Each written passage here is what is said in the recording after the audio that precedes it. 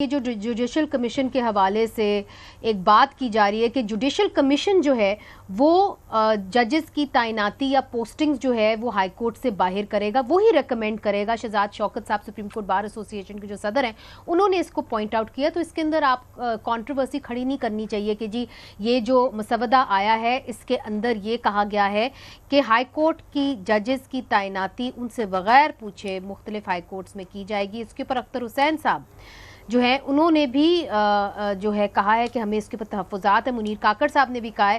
اختر حسین صاحب، آپ نے شہزاد شوکت صاحب کی بات سنی، انہوں نے کہا جوڈیشل کمیشن کے اندر چیف جسٹسز بیٹھے ہوں گے، بار کے ممبران بیٹھے ہوں گے، تو وہی تو کہیں گے کہ جی آپ یہاں پہ پریکٹس نہ کریں چونکہ کانفلکٹ آف انٹرسٹ ہو سکتا ہے، کسی اور صوبے میں جا کے پریکٹس کر لے، اور 1 سال کے لیے اس جج کو بھیجا جائے گا، تو اگر وہ نہیں بھی بنتے چیف جسٹس تو واپس تو ایک سال کے بعد اپنے پوسٹ پہ آ جائیں گے۔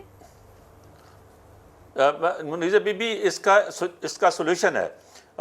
جو شہزاد شوکت صاحب میرے انتہائی محترم ہیں، لیکن اس ایشو کے اوپر ہمارے جوڈیشل کمیشن آف پاکستان کے اندر رول میکنگ جو نئے امینڈمنٹس ہو رہی ہیں اس کے اوپر تفصیلاً بحث ہوئی تھی۔ اس ایشو کے حوالے سے، ٹرانسفر کے حوالے سے نہیں، اس حوالے سے کہ جو شکایات ہیں کہ بعض ہمارے جو ججز ہیں ان کے بیٹے، ان کے رشتہ دار، ان کے بلڈ ریلیشنز جو ہے اس کورٹ میں پریکٹس کرتے ہیں۔ میں نے ان سے کہا تھا کہ نئے رولز کے اندر اس کے اوپر کوئی ریسٹرکشنز لگائی جائیں کہ بھائی ان کورٹس کے اندر وہ پریکٹس نہیں کر سکتے جہاں ان کے ڈائریکٹ بلڈ ریلیشن ججز ہیں۔ اب آپ انڈیا کی ہم مثال لیتے ہیں کہ انڈیا میں یہ پرووائڈڈ ہے کہ جس کورٹ میں ایک جج جو ہے وہ اس کا کوئی ڈائریکٹ بلڈ ریلیشن دیا ہوا ہے کہ ان کا بیٹا ہو، بیٹی ہو، کوئی ڈائریکٹ بلڈ ریلیشن ہو، وہ پریکٹس نہیں کر سکتے ہیں۔ تو وہ ہم نے پرفارمے میں ابھی بھی لوگوں سے انفارمیشن کے لیے تو پوچھ لیا ہے، لیکن اس کی ریسٹرکشن اس وجہ سے نہیں لگا سکے کہ پھر ججز نے مجھ سے پوچھا کہ کیا یہ ہمارے کہیں قانون میں ہے یا کانسٹیٹیوشن میں نہیں ہے، یا قانون میں نہیں ہے تو ہم کس طرح سے اس کو روک سکتے ہیں، اور انڈیا میں کیا ہے۔ تو ہم نے وہ دیکھا تو انڈیا میں بار کاؤنسل رولز کے اندر پرووائڈڈ ہے، جب آپ کسی ایڈوکیٹ کو انرول کرتے ہیں تو اس وقت آپ وہ پرووائڈڈ ہے کہ وہ اس کورٹ میں پریکٹس نہیں کر سکتا جہاں اس کا بلڈ ریلیشن جج ہے۔ تو یہاں پہ ہماری بار کاؤنسلز کو بھی پیرامیٹر ہے اختر حسین صاحب، یہ پھر ایکسیپٹیبل پیرامیٹر ہے۔ میرا کہنا یہ ہے نا بی بی، میرا کہنا یہ ہے کہ اس پر ہماری بار کاؤنسلز کو بھی تو غور کرنا چاہیے نا کہ بھائی وہ اپنے رولز میں اور اپنے ایکٹ میں ترمیم کریں کہ وہاں وہ پریکٹس نہیں کر سکتے اور اس کے اوپر کوئی ریسٹرکشنز ہو سکتی ہیں۔ اس کا یہ مطلب نہیں ہے کہ آپ ایک جج کو ٹرانسفر کر رہے ہیں۔ آپ کتنے ججز ہیں؟ میں آپ کو اپنی ہائی کورٹ میں یا مختلف ہائی کورٹ میں 10 ججز بتا سکتا ہوں جن کے ڈائریکٹ بلڈ ریلیشن ان ہائی کورٹس کے اندر پریکٹس کر رہے ہیں۔ تو یہ نہیں ہے، یہ پوائنٹ نہیں ہے۔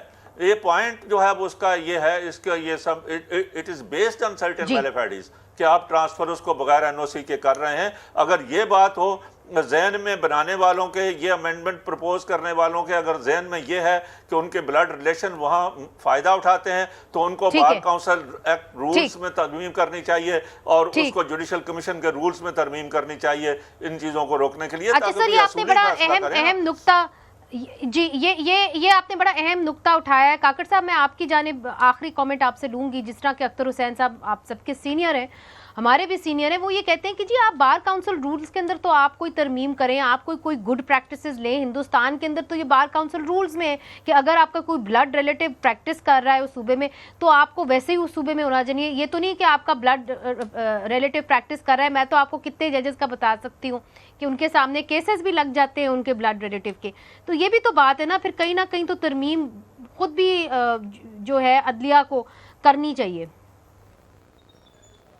منیزہ مجھ سے پوچھ رہے ہو؟ جی کاکڑ صاحب۔ منیزہ بات یہ ہے، میں نے شہزاد شوکت صاحب کی بات سنی، اس نے کہا کہ کانسٹیٹیوشن کے اندر ٹرانسفر ہے، اسی کانسٹیٹیوشن 73 کے کانسٹیٹیوشن کے اندر ہے، بالکل ہے۔ تو وہ ان کے کانسیپٹ تھا کیا 73 سے لے کر کے آج تک اس کے اوپر عمل درآمد کیوں نہیں ہو پا رہا تھا؟